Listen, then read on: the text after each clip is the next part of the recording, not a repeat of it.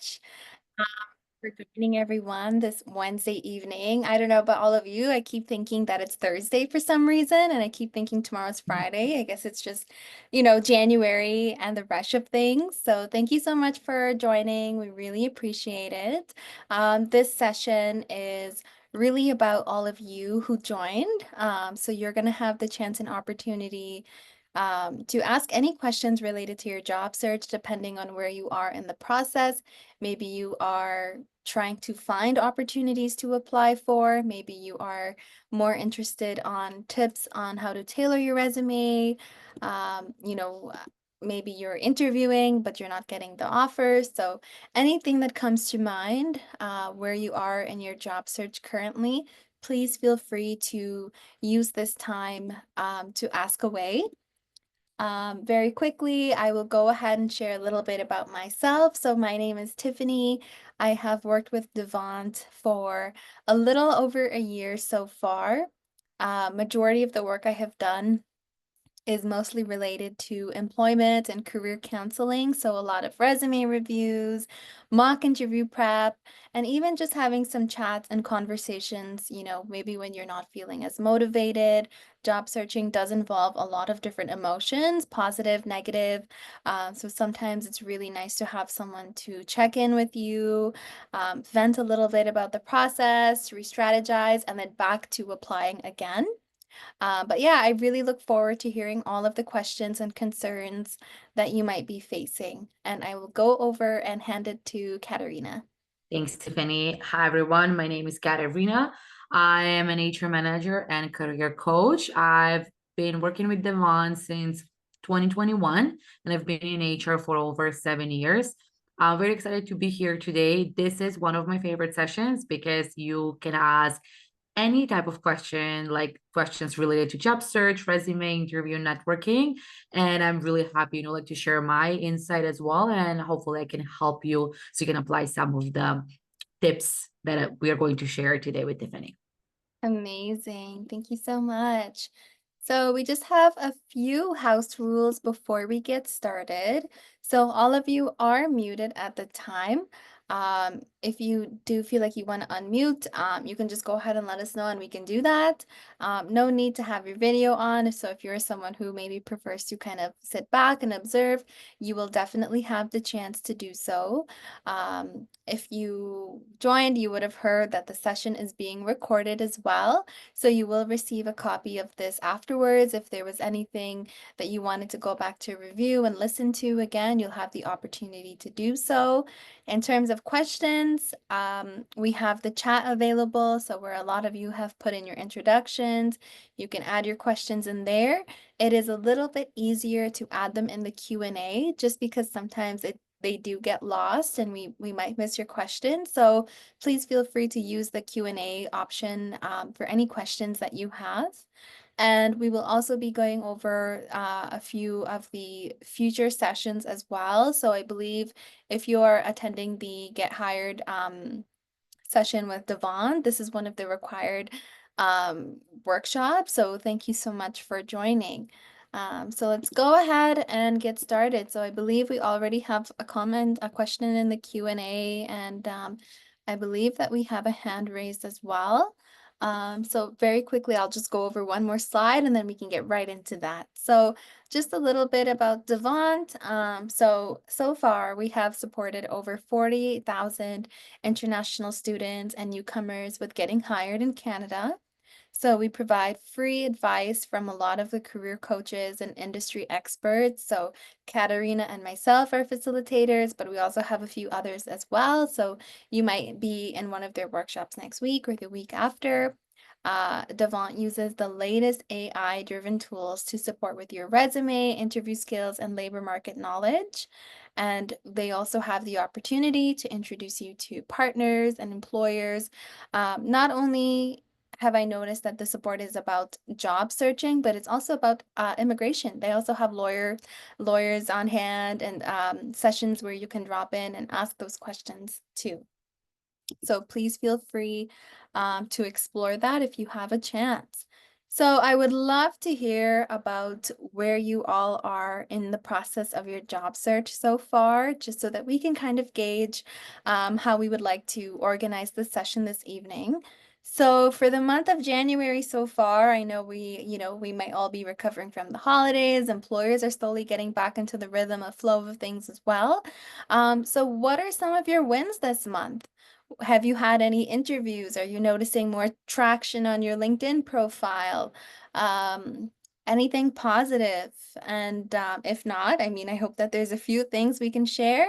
What are some challenges that you're experiencing? What are some trends that you're noticing? So while we are waiting for people to Mhm. respond, we have two questions. Perfect. The first one is in the chat, and it says, I'm looking for positions, and I'm having a PhD from the UK and having worked around 8, 9 years ago in Toronto. What are the best places to find a position? Yeah, well, thank you so much for sharing. I would probably want to know what your background in industry is, so that will help us a little bit more. I have worked with candidates in the past who have, the masters, the PhDs, and honestly, you might, I don't know, there's biases when it comes to this. So yes, the education is amazing. I will definitely commend you on completing your studies. But there are certain employers, depending on where you're applying, they may feel that you are overqualified, right? So there's definitely ways in terms of us navigating, how you format your resume, what your LinkedIn profile looks like. So it does sound like you are not only qualified in terms of education, but also experience too. So when I look at those two things, it does seem like you are a strong candidate. Okay, so you said background in engineering. So what are the best places? So honestly, for this, I'm not aware of a, a a website that is specific to engineering, but that is where I would rely on LinkedIn. So over the holidays, one thing that I encouraged people to do was to use this opportunity to touch base with anyone within the field. So even just going onto LinkedIn, typing in engineering, and then what you can even do is filter your search even further. So if you are in Toronto, then you can add a filter for Toronto. If you attended a certain post-secondary institution and you want to connect with those who are working in the field who also attended that university, you have the option to do so as well. So honestly, with engineering, I would say the best thing to do is to try to look for those hidden jobs, right? So maybe they're not being advertised on job boards like Indeed and LinkedIn, but it may be internal. It may be something that is referred. So just make sure your LinkedIn profile is up to date. So we have a nice profile picture, no passport pictures, please. We have a background, we have a headline and a summary that basically captures all of the qualities that you come with.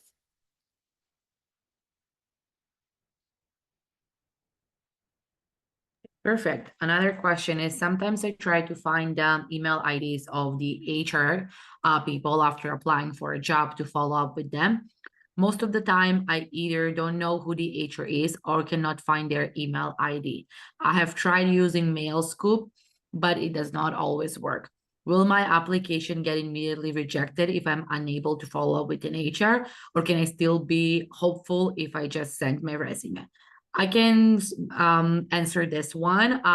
So you don't have to always try to find the HR of the company to follow up with them. There are a couple of reasons why your resume might get rejected. One thing is maybe it didn't pass the ATS. ATS is the applicant tracking system. It's a little bit tricky. What happens is when the hiring managers or like HR managers they post the job, they use keywords. So let's say in that like keyword section, they will add some skills that are important for the role. So it's important when you apply to review the job description, highlight those keywords and include them in your resume. Of course, you will have to include them if you have that experience. We don't want you to lie right on the resume, and then like try to send the resume. So those are like some ways to trick the ATS. Another thing, it might be maybe like you don't have enough experience, or maybe like you're a little bit overqualified. There are like a lot of factors here, right? Or like maybe they find somebody that like it's a better fit. Like, and you will hear that a lot. And people always ask, but what is that? Like, what is a better fit? Honestly, sometimes it can be so close between two candidates, and there will be like one thing that really it's like similar to the role that they need to hire. If this person has that one skill, or that like like one thing that is like very similar to what they're looking for, they will go ahead with that person, right? Can be anything, can be a soft skill, can be a hard skill, like it really like can be like maybe a personality thing where like, oh, they'll be like, this person will match really well with our current team. So a lot of times like managers make those decisions. So to go back just to your question, you don't have to always follow up with the HR manager. That doesn't mean that your resume will get rejected. The most important thing is to try and tailor your resume according to the job description. Try to apply from like different like platforms. Don't always use LinkedIn or Indeed. Try and see like Job Bank, Workopolis, Monster. Like there are like different like platforms out there, Glassdoor, ZipRecruiter. Also try to like email people on LinkedIn, reach out to recruiters, right? You need to kind of like try different things when you're job searching. And I know that it's hard and it takes a lot of time, but if you're just applying to, like on one platform, you might not get the results that you want. So it's okay if you don't find their emails. Yes, it is good if you follow up with them. Maybe it will like give you a chance for them to like look for your resume, right? Maybe the resume like it was not sent like to the hiring manager, but if you can find their email, doesn't mean that you won't get a call or your resume will be rejected. So like the most important thing is to try like to apply from different platforms, and try to like find people where you can network and connect, so the chances of getting a job or being referred are higher.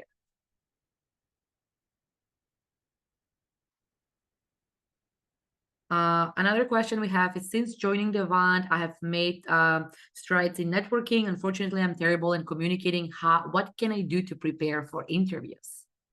Yeah, this is a really good question. So, it's quite common, right? Where you have all of the skills, right? Certifications, you went to the correct programs, and then when it comes to interviews, I know for me, sometimes I even forget my own name, right? It's like the trickiest thing. Your anxiety levels have gone up as well. So there is a formula to answering questions that I always try to keep at the back of my mind. I'll send it in the chat. Um, and another thing as well is, there's ChatGPT, right? So if you have the job description, one thing that I would do is copy and paste that in there and just put in a prompt to please create interview questions for this role, and even record yourself, right? So set up your camera. This can be in your bedroom. Record yourself asking and answering these questions, right? So when we're answering these questions, are we noticing any filler words? Lots of uhs, lots of ums, lots of pauses in between. Even going on to YouTube, right? There's tons of videos on there, hours and hours of resources and tips. Maybe you're cooking or you're folding laundry or driving, just play those videos in the background, and then it will start to resonate with you. You will begin to learn new ways of communicating. There are, Google is your best friend, I find, no matter what industry or background that you come in or come from. So please make use of those resources. So, yeah, just really study the job description. Maybe you can reach out to someone who is working at that company and have an informational interview with them. They can share some experiences with you. So I will just share that that's something that I had done. So when I started my job at NPower Canada, there was one or two people I had actually gone to school with at George Brown, and I reached out to them and actually touched base with them before I had my official interview. And they let me know, oh, this person likes to talk about food, or make sure you ask this question. Or, when I had my interview, these were some questions that they asked me. So that helped me right away. Glassdoor is also another amazing resource if you find, you want to work on your communication. Glassdoor usually has all of the questions and answers. Take a look at the reviews. Maybe you'll notice some common themes as to, what are past and current employees saying, so you know how to portray that during the interview as well. I also wanted to add that on the Demand portal, there is an AI mock interview tool that you can definitely take advantage of if you're registered like from your university. And like that can help you with your like interview and also can help you with like communicating, like and like networking with other people. Sometimes if you're like scared or like nervous, it's better to prepare a script and practice that. Like Tiffany said, like in front of like the mirror, like have another person. It's like you will get better with practice, and like it's saying those words out loud, right? Not in your mind, just like saying out loud, so you can kind of like see where you need to improve. But definitely take advantage of it, and it might be like very helpful. Absolutely. I see that we have another question about not having the right studies and background in the Q&A, and then we have a question in the chat on how to get a job in the field when you don't have any experience. So if you are, someone who had an opportunity to join a program that has co-op, I highly recommend doing that. That is what supported me with finding a job in the field. But even volunteering. So if we go on to Charity Village, this is a really good website, and I send this out to people all the time.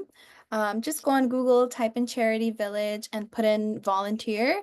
And I believe once you do that, you can even tailor your searches even further by choosing an industry. So volunteering is an amazing way to gain experience on your resume and also references as well. So if you are lacking experience, that tells me you might need a few references as well. So I would highly encourage you to also work towards having three strong references. So they kind of go hand in hand, right? So with the experience that you do have on your resume, we will also want to work towards tailoring that as much as possible to the job postings that we're aiming for. So that is when those transferable skills come in very handy. If you don't have experience, depending on your field and background, are we able to provide a portfolio? So a lot of the clients that I work with right now, they are wanting to be data analysts. And when you go to an interview, you want to present your work, right? So then I say, do you have a GitHub profile? Do you have one project for Excel, Python, SQL? Because that's going to make a big difference. So if you are someone who walks in with a portfolio, you can actually showcase the work that you're capable of doing. That will give you a huge one up compared to the other person who just came in there basically empty-handed, right? So if there's a way for you to showcase your work, I highly encourage you to begin doing so. And I see Katerina has put some links in the chat there as well.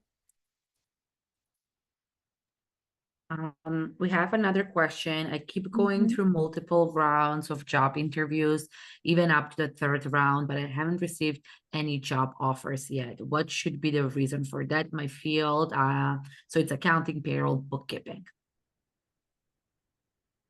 Okay, I can start. So there are couple of things, like sometimes, like I said, maybe they found like a better fit and you did really well, right? But they decided to like move forward with like that other person.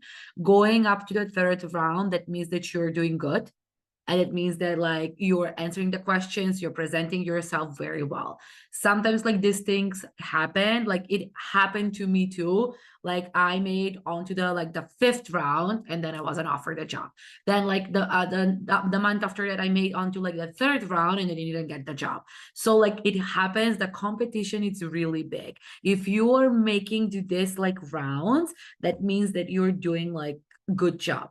My advice is like keep practicing, especially when it comes to like those like third, like fourth, fifth round. A lot of the questions are scenario based questions or behavioral questions where they will give you like a case study or they will give you an example. They will ask for your input. So I will like really like practice like and prepare like those answers. So then when you're asked, you're able to present yourself in a really good way. Sometimes we think that we answer the question right, but it might not come across, like sometimes like they might not be able to follow us, or we might be like all over the place, right, when we're excited and we're trying like to answer. So maybe like if you're getting to like those like that third, fourth round, maybe try to like work on the scenario based questions, present yourself like make sure like check on your body language. Sometimes like if you go, especially now that they started doing interviews in person, if you go and if you kind of like slouch and you don't look them in their eyes, if you're just like doing like you're moving a lot with your hands, those are also some things that like might help. So I would just say like keep like practicing and like applying for jobs and going for interviews. You're really close. I'm sure you will get a job if you're making already to like the third, fourth round. Next question is, I'm graduating in April with honors in BA in political science and sociology, but with little job experience. What can I do to improve my resume other than the volunteer experience I have? So, oh, Tiffany, do you wanna? I guess we can both go Yeah. ahead. Um, So yeah, you talked about already having volunteer experience. So in this case and scenario, I would honestly even encourage you to stay in contact with your professors. They might have some insights and contacts and be able to properly vouch and advocate for you to anyone that they know, right? Any organizations that they may be in touch with. So professors are a really good contact in this case. Even any of your peers, right? If you're in a program with maybe 30, 40, 50 people, please ensure that you're staying in contact with them as well. If someone gains a new job, make sure you're staying in contact, you're congratulating them. If they leave somewhere, that means there's an opportunity that is opening up that could possibly be for you. So it's always good to maintain a really strong relationship with your peers and professors because you want to be the first person that they think of for a possible referral. Um, and again, just continue to apply, right? Continue to tailor to the best of your ability. That is, all we can really do as we're job searching. I find that job searching is a lot, it does take a lot mentally. So, you might be doing all of the right things, but it's just really about continuing to do so as well. So, you have volunteer experience, amazing. You'll be graduating soon, so you can market yourself as a new graduate. Lots of employers also hire for interns, so they look for people who have recently hired too, or recently graduated, sorry. So maybe you can go on to LinkedIn and there's I forgot the exact area, but you can go and put yourself open to work and you can type in the types of jobs that you are open to receiving contact from for certain recruiters. So that may also help you out as well. I would also say like try to find maybe like a part-time job where like you can, like a lot of skills are transferable skills, right? So it Mhm. really depends like what you're looking for. If let's say maybe working as like an admin assistant can help you in like, like getting like your dream job and some of the skills are transferable, definitely, like you can do that. For example, like when I'm hiring for like data entry role, I always like interview people from like different backgrounds because the main goal here is to know like to be computer savvy and tech savvy because you will inputting a lot of that data in our platforms. So a lot of times when I see people like in customer service or like people like they're like admin assistants, right? I interview them because they have those skills. They know how like to type fast. They've been like entering that data a lot in the like in the computer. So like sometimes like that will help, and a lot of managers look into that as well. Like if like some of your previous experience, if there are some skills that they are transferable. So look at that way too. If you can find like a job where you can, because you said like I want to improve my resume and kind of like gain more experience, you can do that. So in that way you can build your resume. And I just want to go back like what we talked about, like that interview and how like somebody like one of the attendees like went to like the third, fourth round. I would also say if you're not the successful candidate, maybe email the people and ask for the hiring team and ask for feedback. A lot of times they might not answer, or they might say like they just give you like very vague, like nothing, like in particular, nothing specific. But you never know, somebody might be able to sit and actually explain why, like you were not selected. So that would be helpful. Like that is a really good feedback and help you to work on, like and like improve some skills. Absolutely. Thank you so much for sharing that. Next, we have a question. Any tips for networking in the online websites for LinkedIn? So I believe this is about networking on LinkedIn itself. So, yes, you can create a profile, you can have all the fields updated, but I would highly encourage you to begin engaging on posts. So, liking, commenting. Maybe you are someone who created a post yourself. So, anyone who likes and comments under your post, that will automatically get shared to their entire network too.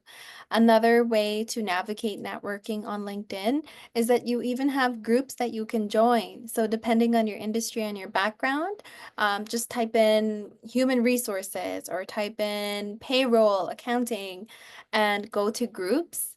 And you will see that there are a lot of groups on there that you can join.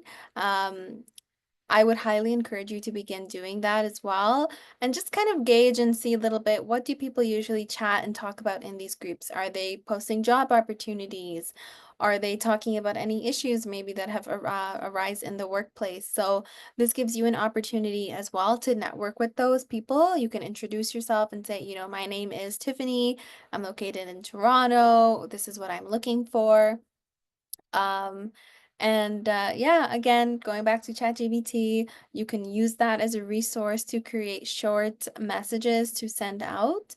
But we just want to be mindful when it comes to LinkedIn and reaching out to network, that we never want it to seem as though hi, my name is Tiffany. Here's my resume. Are you hiring? Right? So we always want to make sure that we take our time, we're patient, we're building up the relationship.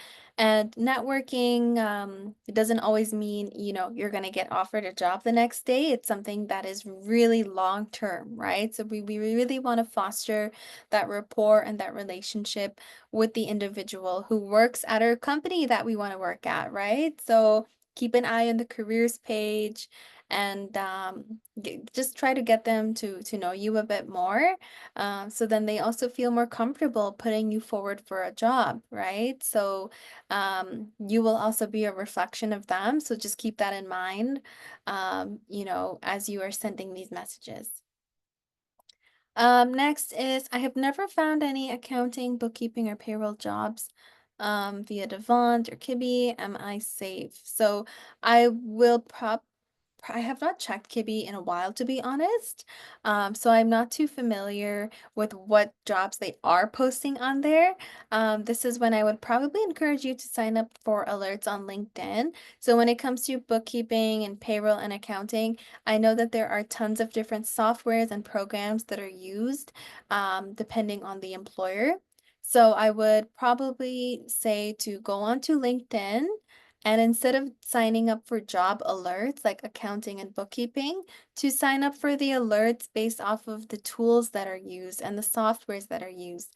Lots of employers like to use different fancy job titles that still fall under the same umbrella, but they're just titled something differently. So that way, if you were going in and you're typing in accounting, you're not going to be missing out on those roles that are titled something else because you've signed up for the keyword. So try to sign up for skills um, instead of the titles. I find sometimes that works a lot easier and you're not missing out on any opportunities. Another question. I graduated in August 2004, but while trying to look for new grad jobs, they don't seem to be lots of such jobs. Instead, there are lots of companies hiring summer interns, and they would state the requirement must be current students attending schools. Does it mean I couldn't apply for these jobs and instead need to look for jobs that may not specifically hire new grads with no experience? Okay, so this is a really good question. So if you're already you graduated, right? You said you graduated in 2000 and sorry, in 2024. So those summer internship positions probably they're not for you, because 99% of the time they're looking for students who are already in school and they need credits for like that internship or that co-op so they can graduate. So those jobs are not for you because you already graduated. So I would advise you to keep looking on LinkedIn and Indeed and find, like actual, like full-time or part-time job. A lot of people will specify in the job description that new grads are welcome. Sometimes they have that on the job posting as well, so you will see that. Check the qualifications. If they say like entry level position, if they say like between 1 and 3 years of experience, I would still apply. A lot of companies want to give a chance to new grads because they know that they're fresh out of school, they're like eager to learn, and then they have like really great training so they can train this person if they're like a good fit for the company. So I would not waste like my time applying for the summer internships positions, because they don't apply to you and they won't call you when they see that you graduate in 2024. So I would focus your time and energy on applying on actual full-time jobs, and like try to like apply some of the things that we talked during this session, so then you will be successful and you can get interviews. Perfect. Thank you so much. I see that someone asked about the one-on-one session, so we can provide the link for you to be able to book. And then going back to the chat, you were wondering if we have any tips on getting a first part-time job. I have no working experience, but I'm a volunteer coordinator for a nonprofit. I'm wondering if that will help. So one of the things I noticed in your question is you mentioned non-for-profit. And then I would probably take a look at Charity Village. So depending on your industry and background, um, like an example that I always give is that it doesn't matter what industry you're from. If you're looking for a tech job, there will always be a team of tech specialists, right? There will always be someone who's analyzing data. There's always going to be someone who's doing like a customer service, right? So it doesn't matter what industry that's from, that's always going to be existent. So I would probably, again, go back to Charity Village, put in those keywords depending on the field and background that you're aiming for, and sign up for those alerts.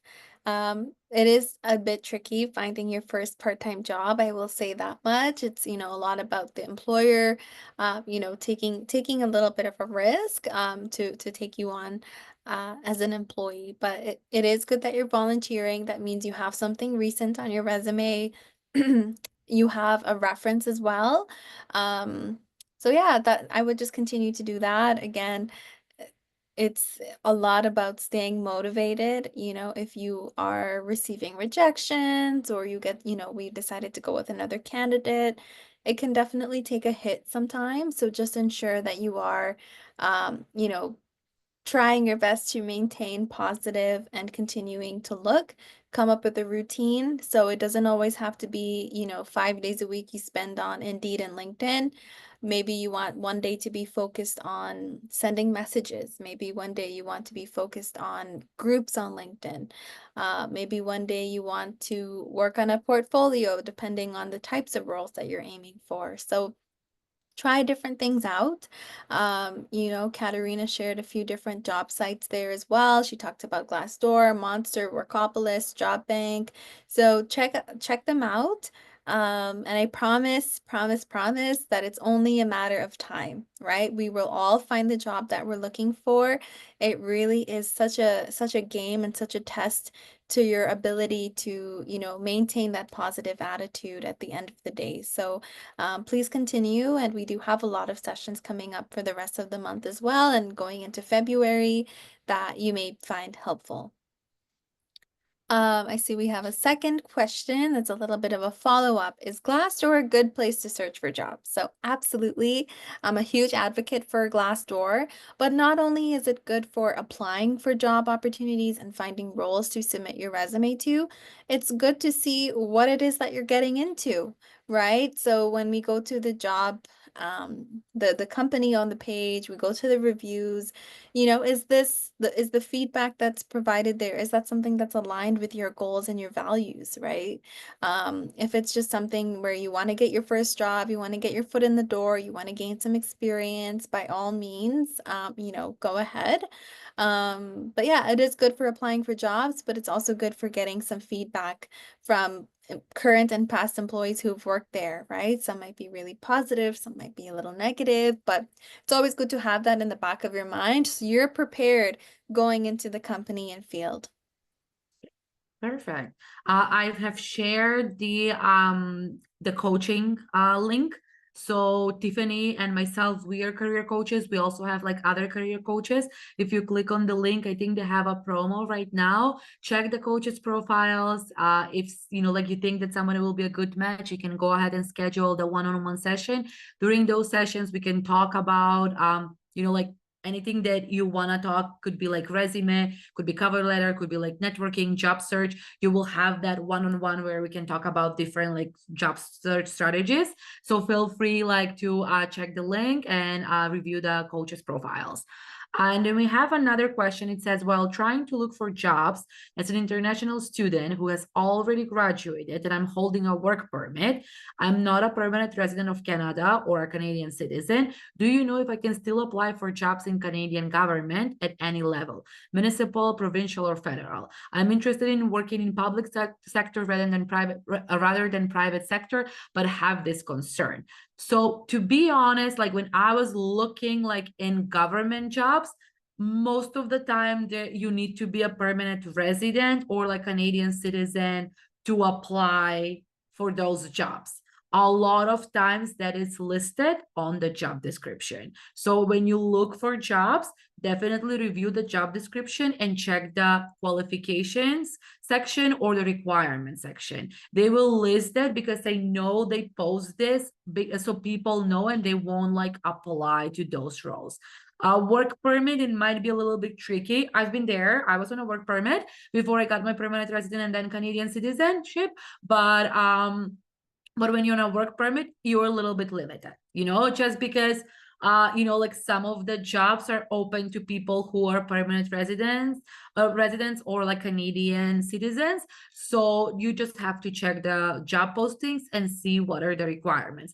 A lot of times, if it's not in the job posting, when you click to apply, there will be a question. So like usually if there is a question, if you're like Canadian citizen or if you're like legally eligible to work in Canada, and if you answer, let's say, some of those questions no, your application will probably be rejected immediately. Those are some things that like happen. And I would suggest, if you see that you're not able to get a job like in the government, focus on getting the job in the private sector, so in that way you can get that experience needed for you to get a permanent resident. So don't waste your time applying for government jobs if they're not accepting, candidates that have work permit. Focus your time on getting an actual job that will gain you that experience so you can apply for your permanent resident. Then once you get your permanent resident, A, you will have a lot of experience. B, you will be a permanent resident. Then you can apply for those government jobs. And another thing too, I just wanted to add in that I've noticed in a few job opportunities that I've shared recently, the employer is asking, have you been in this province for the last 5 years? Or have you left for more than 6 months at a time? So that's something ever so often I notice will come up as well. So just be mindful of that. Even if, I know some people choose not to share their status, or they may check off, yes, they're a PR, yes, they're a citizen. When you are at the point where you are sharing, your void check and your SIN, they're able to identify that based off of the number that your SIN number starts with, right? So yes, when we're submitting the online application, we can make ourselves seem like the most ideal, perfect candidate, but at some point that will it will get noticed that, okay, maybe this person's SIN does not start with a 5, it starts with a 9, and so on. So yeah, I've had that situation where work permits are expiring, and yeah, unfortunately does sometimes make a difference. Um, Perfect. So we have another question here. So it says, during a job interview, it's common to face questions such as, have you ever made a mistake? Or can you tell us about a time when you disagreed with your supervisor? To make a positive impression, it's generally advisable to answer these types of questions with yes, and then explain how you address the issue. However, what should you do if the interviewer asks, have you ever taken a company item for personal use? And your honest answer is that you've never done this. Um, I so hope I so. bel yeah, I think if you answer and say that you've never done this, which is the truth, I don't anticipate that there should be any other red flags. I've never heard of that question before. I'm Mm. curious as to what made them start to put that into their question. I wonder, what did the other person do before? So, yeah, I think as long as you answer honestly and you're going to say, no, I have never taken an item for personal use, maybe a pen, maybe sticky notes, but that's as far as it will go. That's Uh, what I thought too. I'm like a pen or a sticky note, yeah, then I'm something. guilty. I'm very guilty. Yeah, oh, me too. Like especially pens. Oh, Yeah, that's but all I like, could think of. yeah, Yeah. exactly. Like I think the answer should be no to this one because basically they're asking you if you have stole like something from the company. So like the answer should be no, right? We should not do that. And like Tiffany said, should be like if you grab a pen or like a sticky note, but like those things in the supply closet are for the employees to use them. And if you've taken them home, that's fine. I do have like things from my current job, like pens or sticky notes that I have at home, but I work hybrid, right? But even if you don't work hybrid, it is fun. Like that happens, but like not like to steal money or like to steal something. Yeah, like a vehicle or something. I Yeah. don't know. Yeah, yeah. I'm very curious. If you could share more about your Yeah. interview, I'm very curious to see um, what they may have come back with, or if there were any other types of questions that stood out to you during that process. Will there be a way to access the recording? Yes, it is being recorded. I believe maybe sometime early to mid next week is when you will receive that. So I think we're all caught up on questions. I can go through the next few slides, and if anything else comes to mind, you can always put that in the Q&A or chat for us. So just to share some upcoming sessions, we're already looking into mid-February, which is absolutely insane to me. It does seem like February or January lasted a very long time. So next week, Wednesday. So if you are going to the Get Hired at Home event, then these sessions are required. So next Wednesday, they will have a research and communication with employers. Um, on the 5th of February, it is Ask a Recruiter. So they will be touching on tips in terms of outreach. The 12th is about resume tips. And then the 19th is another session just like this, where it is like the Q&A, where it is an open free for all. So any questions that come up, or if you're someone who kind of just wants to join and observe, you're more than welcome to do so. So just to go on a little bit more of the Get Hired at Home session. So this is a really amazing opportunity for you to be able to connect with employers through the Q&A, workshops, and speed interviewing. So I would highly encourage you prior to this to ensure your LinkedIn profiles are ready to go. One thing that I always say is, when you are submitting job applications, you're sending your resume out, most likely you're going to have your LinkedIn at the top of your headline, right? So if I was an employer, I'm definitely going to take a look at your LinkedIn, right? I really want to see, what that looks like, right? You're providing this to me, so of course I'm going to look. So again, please make sure the banner, picture, headline, summary is there. Whatever you have on your resume should also be on your LinkedIn profile as well. So please make sure that there are not any missing opportunities. Education is the same as well. Any information you can provide on your LinkedIn, the better. If you really want to do something that will make you stand out, you can even get recommendations, right? So maybe you have a previous manager or a colleague. You can say, if you write something about me, I'll write something about you. So that always helps to make your profile stand out. So we have, this is a little bit of a some information shared from someone who had attended one of these sessions in the past. So they landed their dream job internship by attending the Get Hired at Home virtual expo. So this is someone who was interested in working at Oracle. So they had an opportunity to ask questions about their career, their previous experiences, and it seems like they were able to network their way into a summer internship. And I'm assuming that they are still working there, which is what it says at the bottom. So a functional support analyst intern at Oracle, which to me is very impressive. So that's really something nice and positive to hear that, there is something that can come out of this as well. So previously, and I know we had shared the link in the chat as well about our one-on-one career coaching. So you can either meet with Katerina or myself. We do have other coaches on there as well. So there is a promo going on. So please ensure if you are looking for something a little bit more tailored, a little bit more one-on-one support, that you take advantage of this. If you are enrolled in an educational institution, so you're in college or university, most likely they do have a career services center already available. So just ensure that you take a look there before you register and pay for additional services. So I see we have a question. So it says, I once had this behavioral question in an interview. Tell me a time when you resolved conflict at work. So this is a very common question. I find this question to be difficult as I'm not good at handling conflicts, complaints, and often confront my colleagues who have had conflicts with me by reasoning with them verbally with little success in persuading them to agree with me. What advice do you have in answering this question? So this is a question that you're going to get every time you go and do an interview.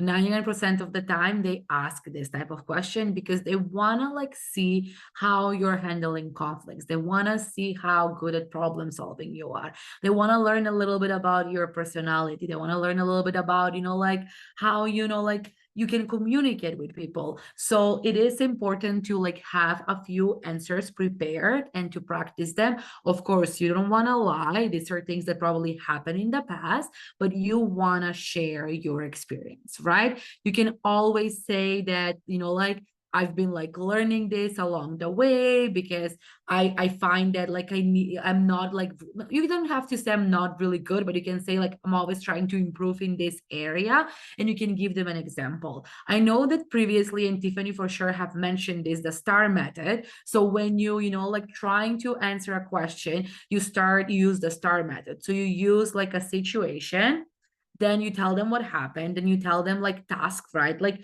what you were supposed to do. Then you talk about the action. So what happened? What actions did you take? How did you handle the situation? And then you talk about the results, right? So you can just say, me and my coworker were working together on finding software that will help us go paperless, right? We saw, like we kind of like talked with a couple of vendors, and then we both disagree on which software will work best for our company. So what I recommended to my coworker is let's sit and create like a pros and con list, and then like kind of like list all of the things and see which software will work better. In the end, when we did that, we realized the one that I recommended actually it's a better for our company. So we decided to, like to purchase this type of software. So this is how you should navigate these type of questions. You should not say like, oh, like I don't say anything or I'm not good in conflict. You need to give them an answer, and also you need to give them an example, right? And using the STAR method can help you, like answer this question really well. Again, you need to practice and you need to come up with a few examples. So like write like have like one word document where you will have all of these type of questions. How do you handle conflict? Tell me about a time when you disagree with a coworker. Tell me about a time when you disagree with a manager. Tell me about a time when you made a mistake. How did you handle it? You need to be prepared and have this type of answers, so then when you go and you are asked this question like in an interview, you know how to answer it.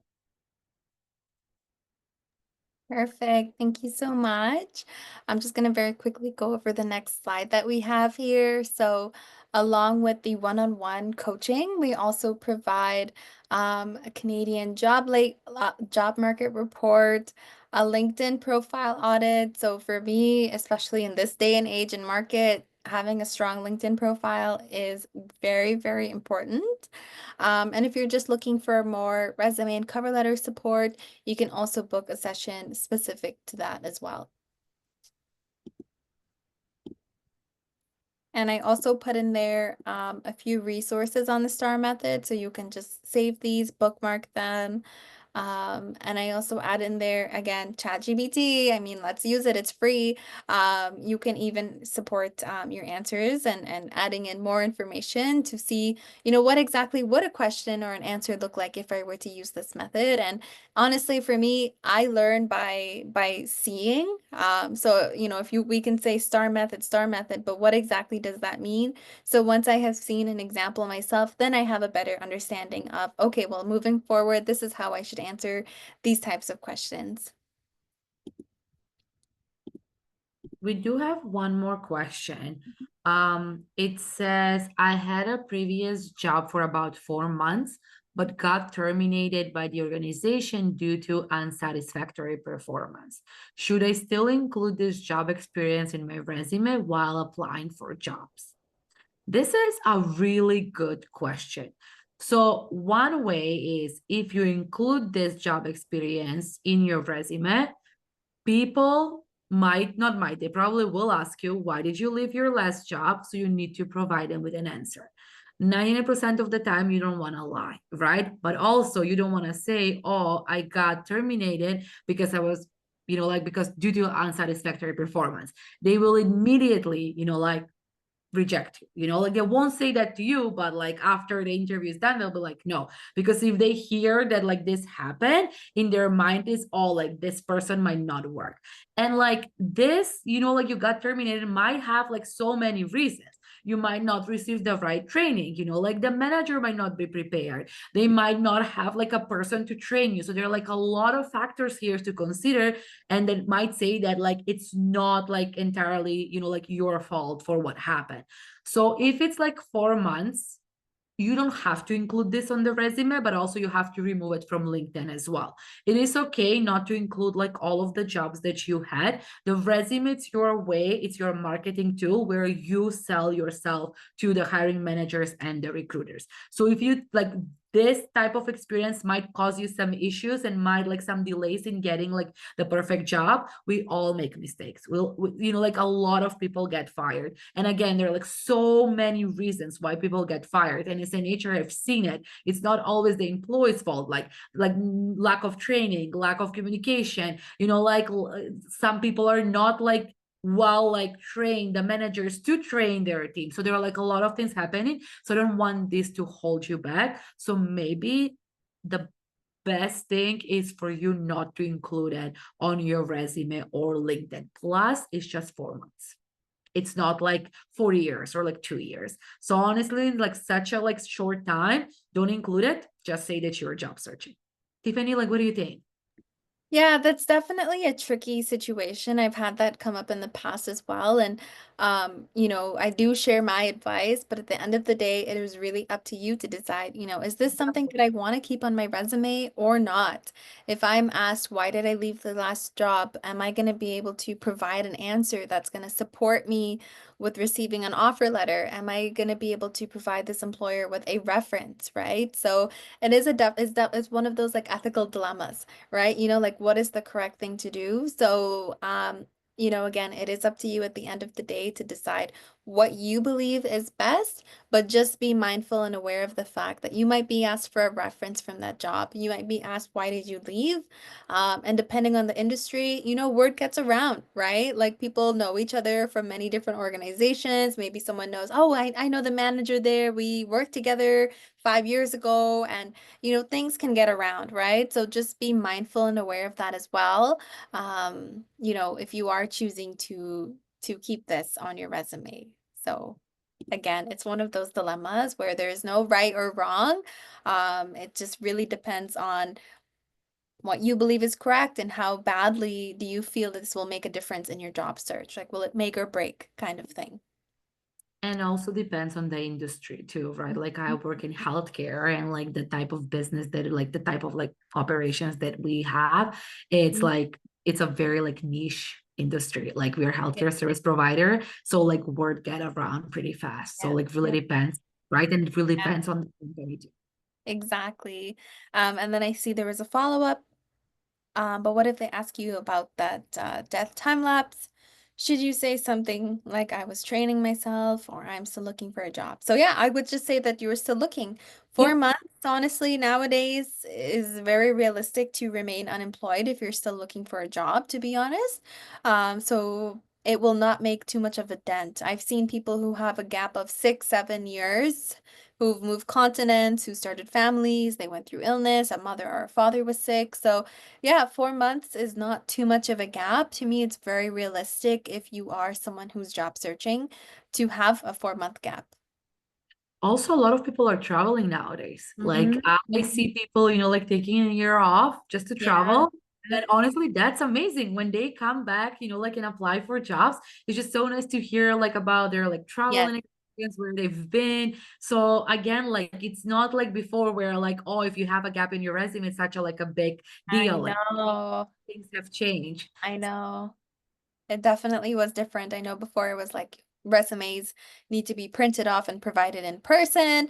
Cover letters were just as important as resumes. So things have changed, right? And the thing is too, I don't believe employers should be asking about gaps. I don't believe that is a question that they should be asking. Like, what were you doing for the last 4 months or 6 months, right? We have 2 more minutes left. Does anyone have any other dying questions that they were not able to ask us?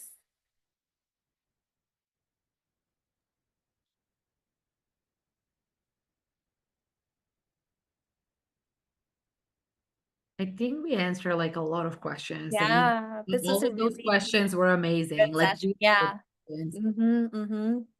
So I just want to say thank you again like for joining us. And this was a really great session. I really enjoy it. I hope that we will apply the advice and like tips that you heard from Tiffany and myself. And I want to wish you luck with your job search. Definitely you will find a job. It's just Mm-hmm. like a process and a little bit like long process. So just like keep applying. I'm sure you will find a job. Yeah, absolutely. Thank you so much for joining. And like Katarina said, good luck with your job search. It is again about staying positive. So please ensure, you're taking care of yourself during this time as well. Sleeping well enough, eating the right things, staying hydrated, right? You cannot pour from an empty cup, and job searching does require a lot of time and energy from your end. So wishing you all the best and enjoy the rest of your week. Bye, everybody. Thank you so much. Bye.